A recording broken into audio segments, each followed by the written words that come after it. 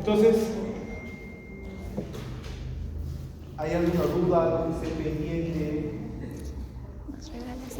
Creo que nada, ¿no?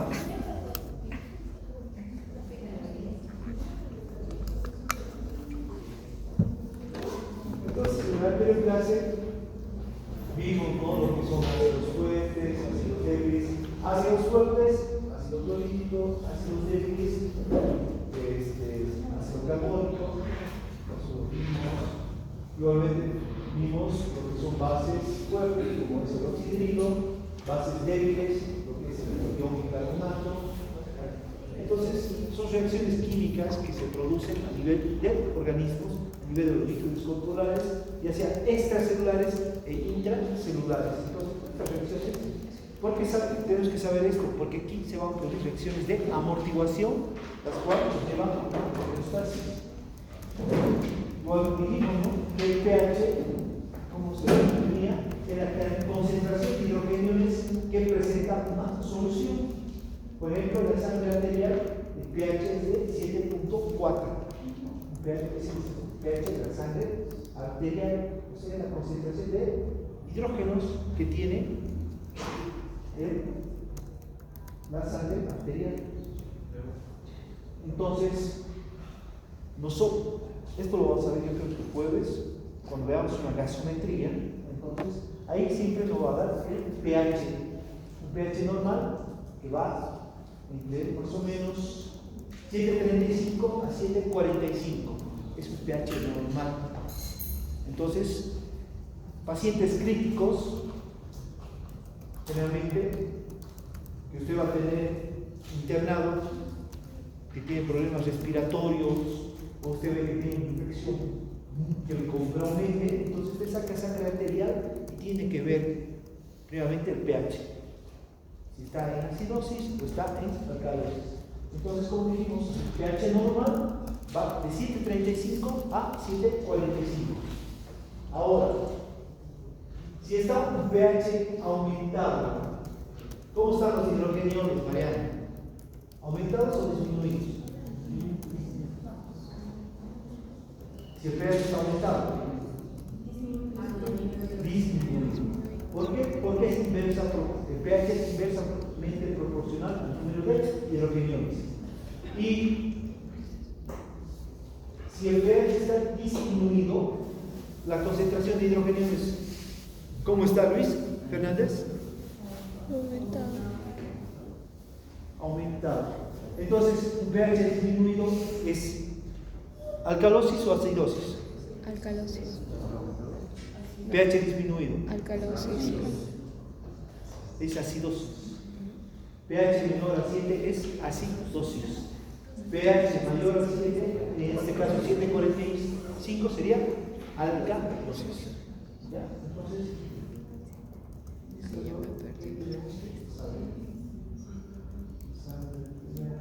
Entonces, volvimos, porque yo puedo diferenciar, porque me puedo equivocar a sacar la sangre arterial. Como saben ustedes, anatomía, siempre una arteria se acompaña de una vena.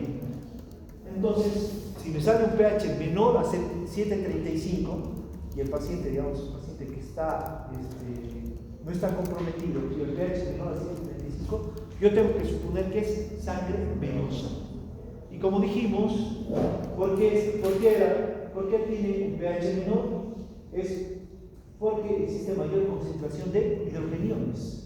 Como sabemos, la sangre venosa transporta el CO2 hacia los pulmones. Entonces este CO2 se va a mezclar con el agua y me va a dar ácido carbónico más agua. Este ácido carbónico se disocia en hidrógeno y ion bicarbonato. Entonces hay mayor concentración de hidrogeniones. Es por eso que este pH va a ser menor, así de 7.35 para abajo. Esa es la explicación. ¿Qué más? Entonces, eso era. Igual vamos a ver la presión. ¿Se acuerdan, no?, que vimos la presión parcial del CO2? Por eso existe una mayor presión parcial del CO2 a nivel de la sangre venosa, porque existe más CO2, por lo tanto va a haber mayor concentración de hidrogeniones. Entonces, igual lo que dijimos, esto es normal en sangre, 7.35 a 7.45, valor medio 7.4, pH normal, sangre arterial. Entonces, pH disminuido, aumento de concentración de hidrogeniones, acidosis. pH aumentado, concentración de hidrogeniones disminuido, alcalosis. Eso no tiene que olvidarse nunca. ¿Ya? Y ahora, existen límites, digamos, en Guyton, esto dice, el límite inferior de hidrogeniones es de 6.8. Por debajo de 6.8 no es compatible con la vida. Y el límite superior,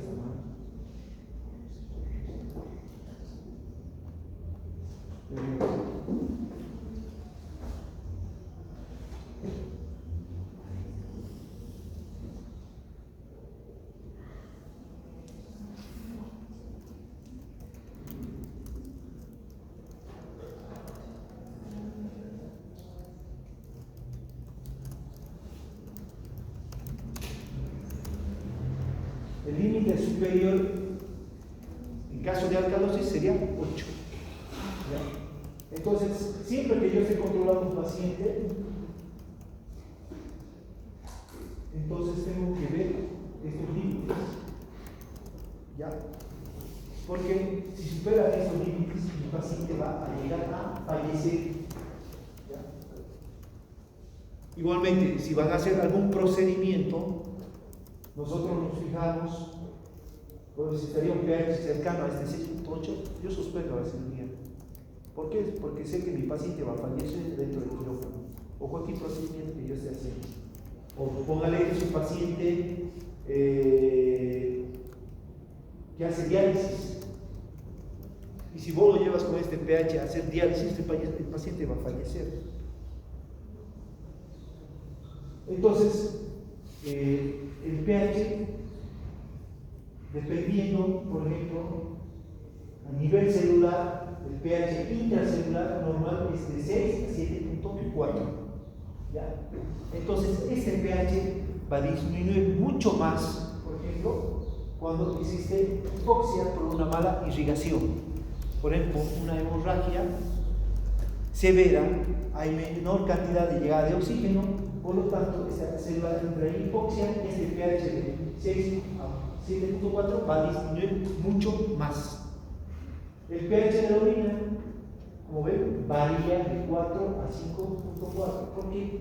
Porque esto depende. Puede haber orinas ácidas, con pH de 4, porque tiene gran cantidad de hidrogeniones, porque mediante la orina yo estoy eliminando los hidrogeniones, o puede tener un pH de 5.4, que es una orina más básica. ¿Por qué? Porque el riñón tiene la capacidad de también eliminar iones de bicarbonato. Y por último, también vimos el pH del estómago. Bakotich, el pH del estómago es ácido o básico. Tiene un pH 0.8. ¿Este sería ácido o básico? Básico. ¿Qué dice Arturo? Ácido. ¿Qué dice Camila? Sebastián, ¿qué dice usted? Luz. Ácido. ¿Por qué es ácido? El ácido clorhídrico. Porque es menor a 7. 0.8 es menor a 7. ¿Ya? Que es el término medio. Y esto está dado por el ácido clorhídrico, que es un ácido fuerte. Ahora, ya sabemos todo esto, lo que son bases, ácidos. Entonces, ¿qué tenemos que saber aquí? Los amortiguadores de hidrógeno en los líquidos corporales. Existen 3 tipos de amortiguadores en los líquidos corporales de nuestro organismo. Entonces, estos amortiguadores son cualquier sustancia capaz de destruir de manera reversible a los hidrogeniones. ¿Ya? Entonces, aquí tengo un amortiguador. ¿Qué tipo de amortiguadores pueden ser? Bicarbonato, fosfatos, proteínas. Esos son los 3 tipos de amortiguadores que existen. Entonces, estos tienen la capacidad de unirse a un hidrogenión. ¿Ya? Entonces se unen a estos hidrogeniones, ¿ya? Y lo amortiguan. O sea, si hay una gran cantidad de hidrogeniones en mi sangre, por algún proceso metabólico, ¿ya? Entonces estos amortiguadores se unen para disminuir la acidez que existe, ¿ya? Porque voy a tener pH ácido con una gran proporción de hidrogeniones. Entonces, gracias a estos amortiguadores se unen de manera irreversible para tratar de disminuir esa acidez, ¿ya? Entonces, y igualmente estos amortiguadores pueden dejar libre estos hidrogeniones. ¿Por qué? Porque es una unión reversible. Entonces, también podemos hablar aquí, por ejemplo, de los mecanismos fisiológicos de la regulación de pH. Por ejemplo, aquí tenemos al ion, al fosfato, ¿ya? Entonces, por ejemplo, aquí, cuando existe una gran concentración de hidrogeniones, el pH va a estar aumentado o disminuido, Blanca. Disminuido. Va a estar en una acidosis, ¿ya? Entonces, como vemos, este ion fosfato va a dar lugar al agua y al ácido, al fosfato y hidrógeno, ¿ya? Entonces, aquí existe una desviación a la derecha. Entonces, cuando el pH está disminuido y la concentración de hidrogeniones está aumentada, existe una desviación hacia la derecha. En cambio, aquí por ejemplo,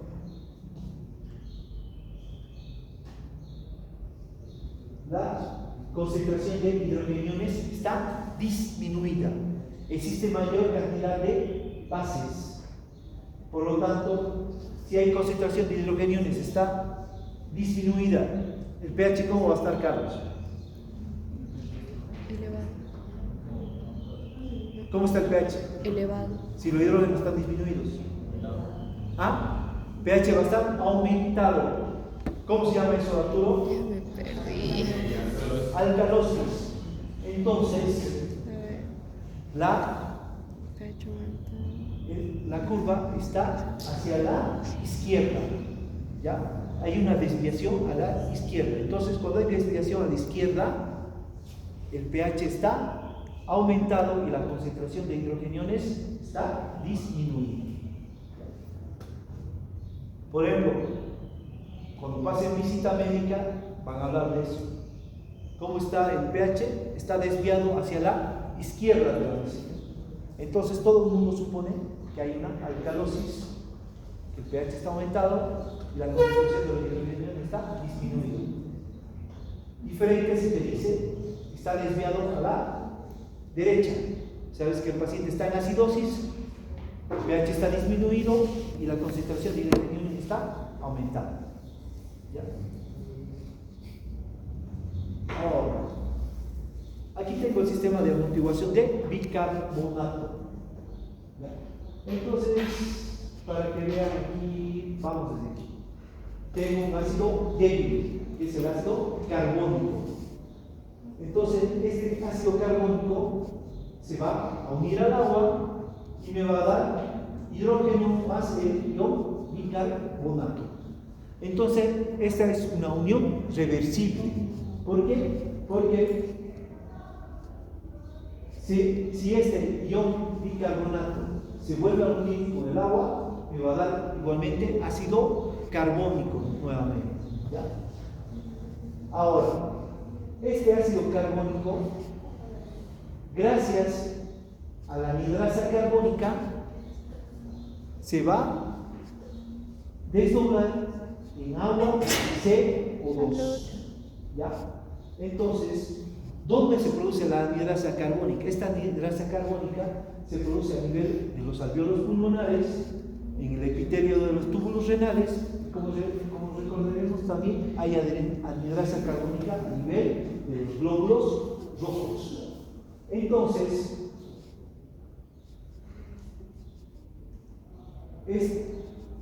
todo esto, ¿qué pasa? Aquí está toda la explicación. ¿Cuál sería aquí el amortiguador? El bicarbonato. Estamos hablando de bicarbonato, ¿ya? Esto en la sangre, ¿ya? Entonces, para que entiendan, todos los productos de metabolismo, ¿ya?, de las células, ¿ya?, cuando se produce el metabolismo de hidratos de carbono, de lípidos, de proteínas, entonces los desechos van a ser del metabolismo, por ejemplo, va a ser el CO2.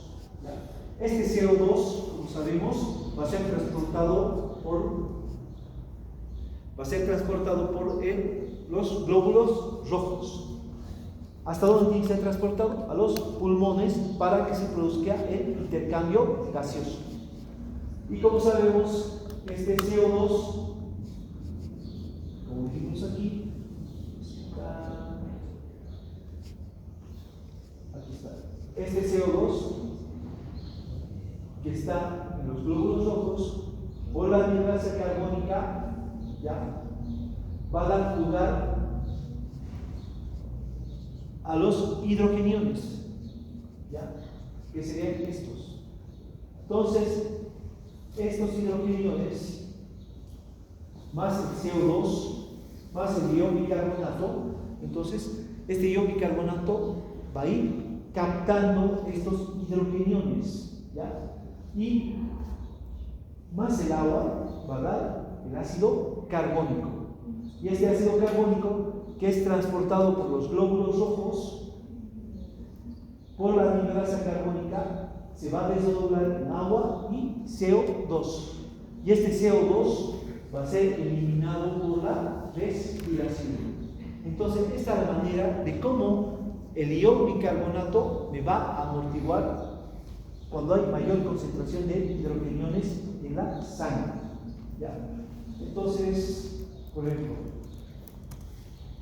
aquí tengo al ácido clorhídrico, que es un ácido fuerte, el cual se combina con el agua, ¿ya?, y va a dar igualmente hidrogeniones y cloro, ¿ya? Entonces, este se va a combinar con el ion bicarbonato. Este ion bicarbonato, entonces se combina con el ion bicarbonato, este hidrogenio, y me va a dar ácido carbónico. Este ácido carbónico, por la anhidrasa carbónica, se va a desdoblar en agua y CO2. Entonces, este CO2 llega a nivel pulmonar, en la membrana alveolo capilar, y este CO2, por diferencia de presión, diferencia de concentración, va a pasar de la sangre venosa hacia el alveolo pulmonar para ser eliminado por la respiración. Esto es de manera fisiológica de cómo se produce la amortiguación por el ion bicarbonato.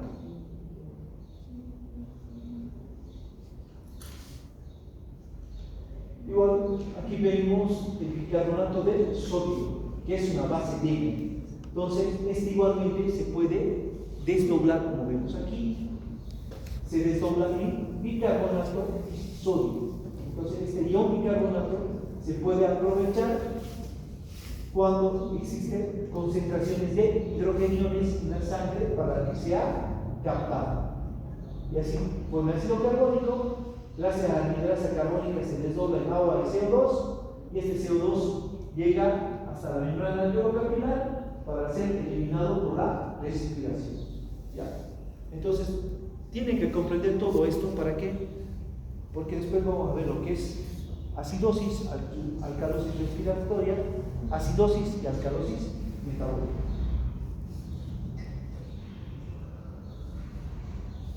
A ver, aquí igual tenemos hidrogeniones.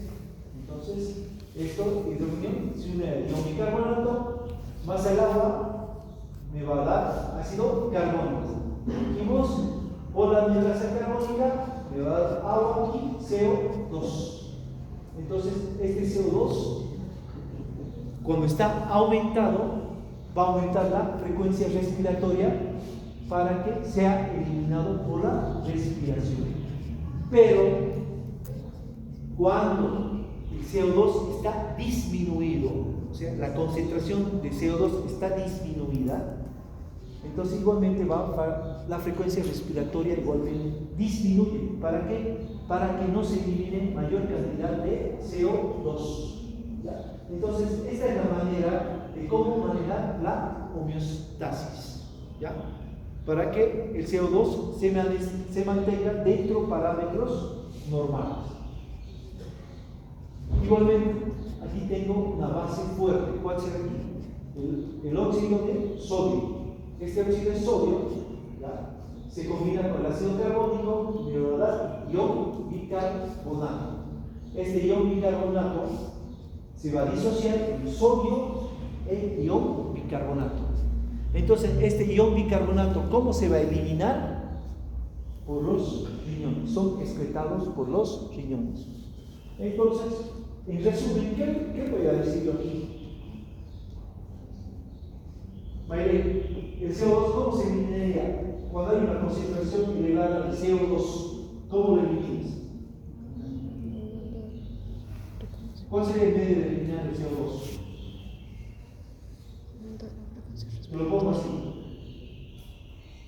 El paciente ha sufrido una acidosis, ¿ya?, X. Entonces ha sido amortiguado por el nitrógeno, por el ion bicarbonato, y este ion bicarbonato ha dado lugar a mayor producción de CO2. ¿Cómo vas a eliminar este CO2? ¿Cómo eliminas? Mariana, ¿cómo eliminar? ¿Por dónde se elimina CO2? ¿Qué es eso?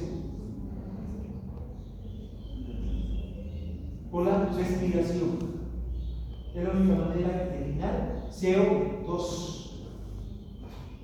Ahora, si se produce una alcalosis y hay mayor concentración de ion bicarbonato, ¿ya?, entonces, ¿cómo eliminas el ion bicarbonato? Mira, ¿cómo eliminarías el exceso de bicarbonato que se forma? ¿Por dónde lo eliminarías? ¿Por la respiración? Por la orina.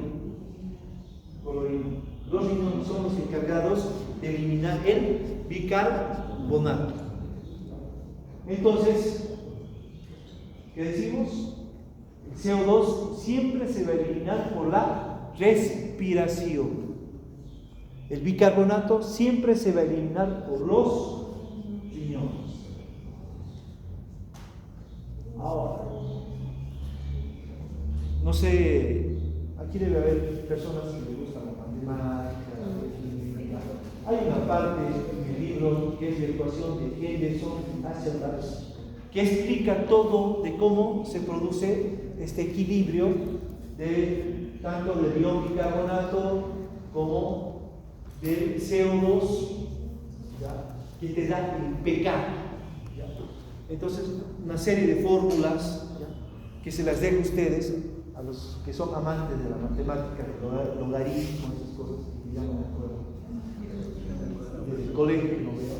Entonces, esta es la fórmula de Henderson-Hasselbalch, que me dice que el pH es igual a 6.1 más el logaritmo del ion bicarbonato sobre el 0.03 por la presión parcial de CO2.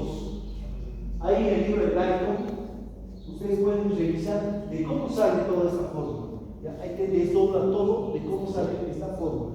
¿Qué yo te puedo decir aquí? Que este 6.1 corresponde al pK.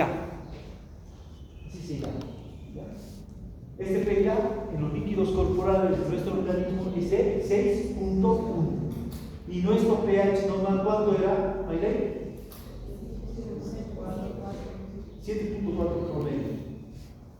¿Y los parámetros cuánto es? 7.35 a 7.45, punto medio 5.4. Entonces hay una serie de tablas ahí donde te da el pK, que es 6,1, y el pH normal entre 7,4. Entonces, se puede decir que el pH de una solución, si se conocen las concentraciones molares de bicarbonato y la presión parcial de oxígeno. Entonces, mediante esas fórmulas que me da Guyton ahí, yo puedo determinar el pH de las soluciones, que conociendo las concentraciones molares del ion bicarbonato y de la presión parcial del CO2. Ahora, como dijimos, ahora vamos a ver lo que es homeostasis ácido-base fisiológica. Entonces,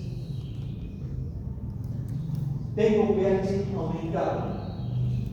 Dice, ¿cómo está la concentración de hidrogeniones? Si el pH está aumentado, ¿está disminuido o aumentado? Disminuido. ¿Y cómo estaría la concentración de bicarbonato? Sí. Si el pH está aumentado. Está aumentado. Entonces, esto es lo que tiene que saber.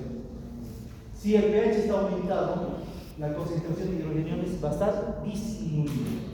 Y la concentración de ion bicarbonato va a estar aumentada. Entonces, estoy hablando de una alcalosis. Ahora, si el pH está disminuido, ¿cómo está la concentración de hidrogeniones, Luis? Alta. Si el pH está disminuido. Y la concentración de la presión parcial de CO2, ¿cómo va a estar en este caso? Aumentado también. Entonces, estoy hablando de una acidosis. Esto tienen que tenerlo siempre. Siempre que hablen de acidosis, el pH está aumentado, perdón, los hidrogeniones están aumentados y la presión parcial de oxígeno está aumentada. Entonces estoy hablando de una acidosis. Entonces, si yo tengo aquí en mi sangre mayor concentración de ion bicarbonato, ¿estoy en alcalosis o acidosis blanca? Alcalosis. ¿Y cómo voy a eliminar esta mayor concentración de ion? Orina. Lo voy a eliminar por la orina. Entonces, ahora, si hay una acidosis, la presión parcial del CO2 va a estar aumentada o disminuida. Aumentada. Va a estar aumentada. Entonces, si está aumentada, ¿por dónde se va a eliminar? La respiración. Por la respiración. ¿Cómo? Aumentando la frecuencia respiratoria. Entonces, si ustedes alguna vez ven un paciente y tiene frecuencias respiratorias, póngale de 25, 30, 35, ¿qué van a suponer? ¿Que está en acidosis o alcalosis? Aumentada. ¿En qué está? ¿En acidosis o alcalosis? Acidosis. ¿Por qué? Está eliminando. ¿Qué está eliminando? Está eliminando CO2. Por eso es, si vos ves un paciente hospitalizado y por ejemplo tiene una peritonitis, ¿ya? Está haciendo tal vez una septicemia, entrando en shock séptico y va a estar respirando así 30-35 veces por minuto. ¿Por qué?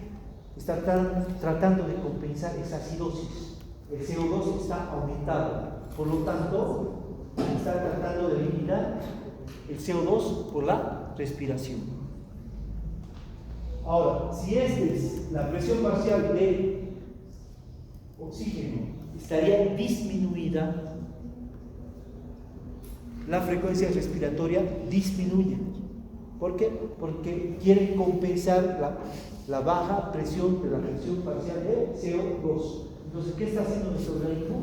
Tratando de aumentar el CO2 en nuestra sangre. ¿Ya? Entonces, ¿qué quiere decir aquí? Cuando la frecuencia respiratoria sube, aumenta, es para disminuir la presión parcial de oxígeno que está aumentada. En cambio, si mi frecuencia respiratoria disminuye, tengo una frecuencia respiratoria por debajo de 10, ¿qué quiere hacer nuestro organismo? Aumentar la presión parcial de CO2, seguramente porque nuestra presión parcial de CO2 está disminuyendo. Entonces, esto es fisiológicamente lo que ocurre. Entonces, yo voy a diferenciar los trastornos del equilibrio ácido-base. Cuando hablo de los riñones, los cuales son encargados de eliminar el bicarbonato, ya sea que esté aumentado o disminuido, estoy hablando de metabólico. Entonces, ¿qué voy a tener? Si el bicarbonato está aumentado, ¿qué va a ser? ¿Una alcalosis o una acidosis metabólica?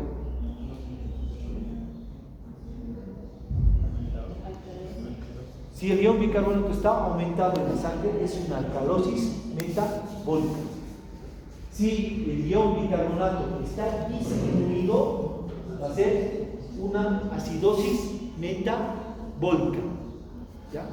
Entonces, yo el día de mañana, o el jueves, le voy a poner una gasometría ahí, donde va a estar los valores de bicarbonato. Este me va a decir si es una acidosis o una alcalosis metabólica. Ahora,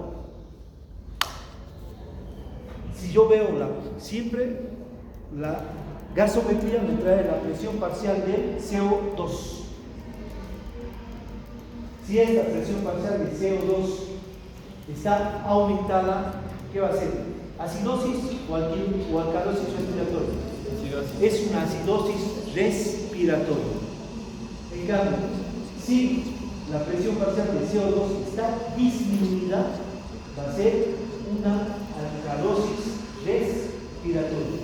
Entonces, estos son los trastornos ácido-bases que me pueden suceder en los pacientes.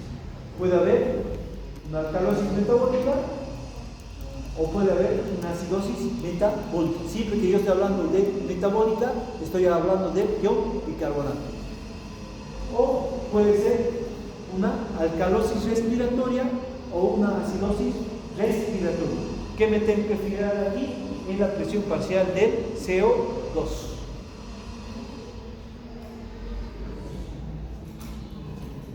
Entonces, ya hemos hablado de ion bicarbonato, que es un amortiguador. Ahora vamos a hablar de ion fosfato.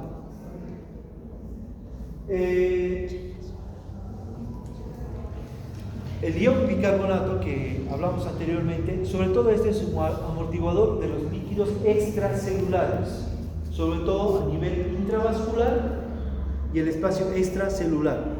Este ion fosfato sobre todo interviene a nivel de los líquidos de los túbulos renales y a nivel de los líquidos intracelulares. ¿Ya? Entonces está en una proporción mucho más pequeña en comparación del ion bicarbonato. Entonces, aquí tengo una base débil que sería el fosfato de hidrógeno y tengo un ácido débil que es el fosfato dihidrógeno. ¿Ya? Entonces, por ejemplo, si tengo un ácido fuerte, como ser ácido clorhídrico, este se va a combinar con el fosfato de hidrógeno. ¿Ya? Entonces, igual, esta combinación de ácido clorhídrico más fosfato de hidrógeno me va a dar fosfato dihidrógeno, que es un ácido débil. Pero como estos se encuentran a nivel de los túbulos renales, y sabemos que en los túbulos renales existen concentraciones de sodio, entonces se va a formar, se van a unir al sodio. Entonces, aparte, se van a unir al cloruro de sodio. Entonces, ¿qué pasa con los fosfatos? Este ácido fuerte, que es el ácido clorhídrico que tenemos aquí, es sustituido por un ácido ético, que es el fosfato disódico de sodio. Con esto se minimiza la disminución de pH. ¿Ya? Entonces, esta es la manera de cómo los fosfatos actúan a nivel de los túbulos renales. Aquí me están produciendo igualmente una amortiguación cuando existe disminución del pH por mayor concentración de hidrogeniones. ¿Ya? Entonces, por ejemplo, si añado una base fuerte al sistema amortiguador, entonces aquí tengo el fosfato disódico, que es un ácido, es un ácido débil, como sabemos, ¿ya? Este se va a combinar con un oxifilo, como es el óxido de sodio. Entonces, igualmente, como existe sodio en los túbulos renales, van a dar, estos se van a disociar en agua y fosfato de hidrógeno. Entonces, esta es la manera de cómo, cuando existe mayor concentración de bases, van a dar lugar a un ácido débil, ¿ya?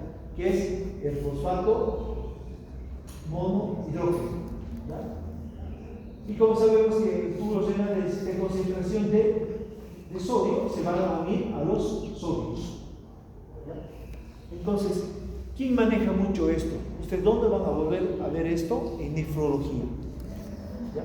Los nefrólogos, ¿ya? Sobre todo cuando ellos manejan las diálisis, se fijan en esto, cómo está la concentración de fosfatos. Doc. Entonces, Doc. ¿qué vamos a decir de los fosfatos? Yes, sí, 53. ¿Y 53? ¿Ya no? ¿Tienen clases? Sí. Ya. Entonces, ¿qué voy a decir de los fosfatos? Es muy importante que los líquidos de los túbulos renales. ¿Por qué? Porque está más concentrado ahí. Está a nivel de los túbulos renales. Y el pH del líquido tubular suele ser considerablemente menor al líquido extracelular. Es por eso que es importante aquí a nivel de los túbulos renales. Igualmente sabemos que existen fosfatos intracelulares. Entonces, igualmente, estos van a actuar como un amortiguador.